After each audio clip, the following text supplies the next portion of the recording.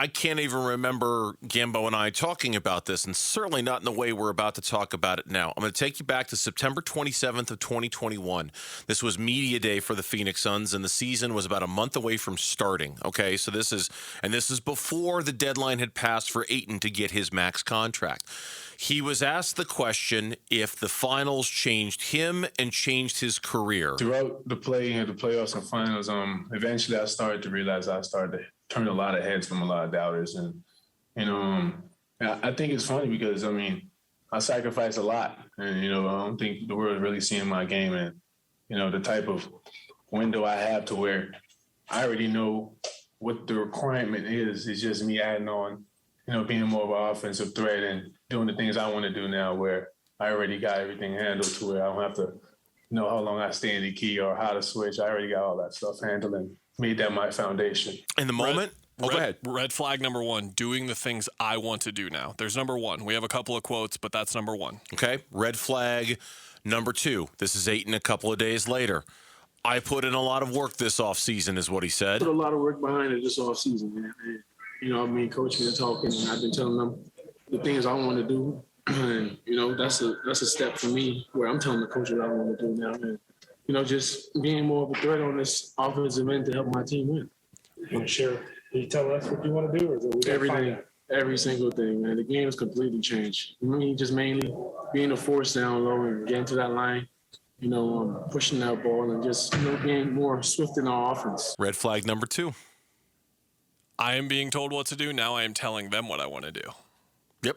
So I said that is what he said. Look, you can context police me out the door if you want. That is not any of that. He said that. I've been telling him the things I want to do. That's a step for me where I'm telling the coaches what I want to do now and being more of a threat on this offensive end. And then number three, and this was the one that was so shocking to me the first time we played it earlier in the show. I actually stopped it midway through the soundbite because I'm like, we just have to talk about that. Finding shots behind the arc from behind the three-point line. Now that I finally, established this big man role that I do not like, but hey, I finally took care of areas where I can find my shots beyond the arc in our offense. Not really hunting down the shots, but coach finally put in a play where I can pop up for that three and get more comfortable as the season goes on. Does that bring on more confidence? Most definitely. Man, my arm be hurting sometimes. Just practicing the shooting, I don't get to shoot it. Red flag number three. Do not like. Yeah, let me being the big man. I'm going to play the beginning of that again. Think about this now in the context of what we know now and didn't know then. Now that I finally, established this big man role that I do not like, but hey. Red flag number four. He says that instead of finding my shots or finding the threat of it or whatever, he said, finally running the play. So as if finally they're running stuff for me. It's red flag number four. And then red flag number five, the shots that I'm not supposed to be taking, my arm's getting sore because I'm not used to having the thought of taking these shots because they won't let me take these shots. Yeah. That's 5 red flags and 75 seconds of audio right there. Pretty much. Where you go, oh, now that we're sitting here and Deandre Ayton's future seems in doubt, if it feels like it's out of left field, you just weren't locked in enough on the particulars of what he has been telling us this season. Yeah, no, and this was all, again, this was all before the season. And keep in mind the context of all of this. We, as a fan base, we as a media, were coming off the glow of an NBA Finals appearance of a team that was 2 wins away from winning an NBA championship, its first ever. And we were still in that mode of wondering whether Deandre Ayton was going to get a max contract or not. That was still a point of discussion at that point in the offseason. I'm not trying to give myself or anybody else the station a pass for not paying closer attention to these sound bites, but you're right. Now, knowing now what we didn't know then, paying closer attention to these sound bites, you can see where this thing started to split, right? You can see where this thing started to, which culminated in a that's internal comment from Monty Williams after Game 7. You can start to see where this is what DeAndre wants. This is what DeAndre Ayton thinks of what they're asking him to do. And this is what DeAndre Ayton expects to do more of. And you wonder what Monty Williams thought about those words. You wonder what Chris Paul thought about those words. You wonder what Devin Booker thought about those words. Where it's like, hey, big fella, what you were just doing for us We were 2 wins away from winning an NBA championship like that. Do we really need to go reinventing kind of what your role is on this team?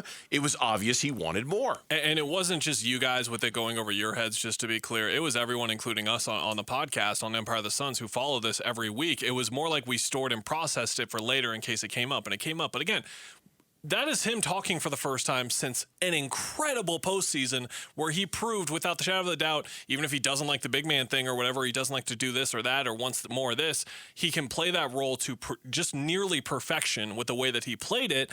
But now that we went through another season again where his free throws didn't go up, with his threes didn't go up, where his offensive role didn't go up, you look back and you kind of say, the writing was on the wall. It just wasn't there in big, bold, flashing letters. It was there, though.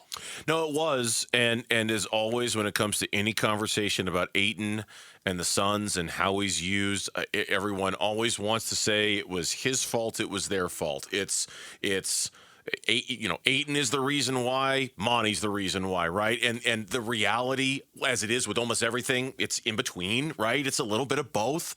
It's Ayton not asserting himself, and it's Monty not looking for ways to bolster confidence in other ways to use DeAndre Ayton. And who you want to blame in a situation like this? Everybody's going to look at it their own way. And at this point, there's probably nothing I could say that would change your mind and make you go, I think it's DeAndre Ayton's fault, or I think it's Monty Williams' fault. I don't know if there's anything that anybody could say to you at this point to make you change off of your point of view. These things have been kind of established and cemented in the minds of Suns fans when it comes to the blame game.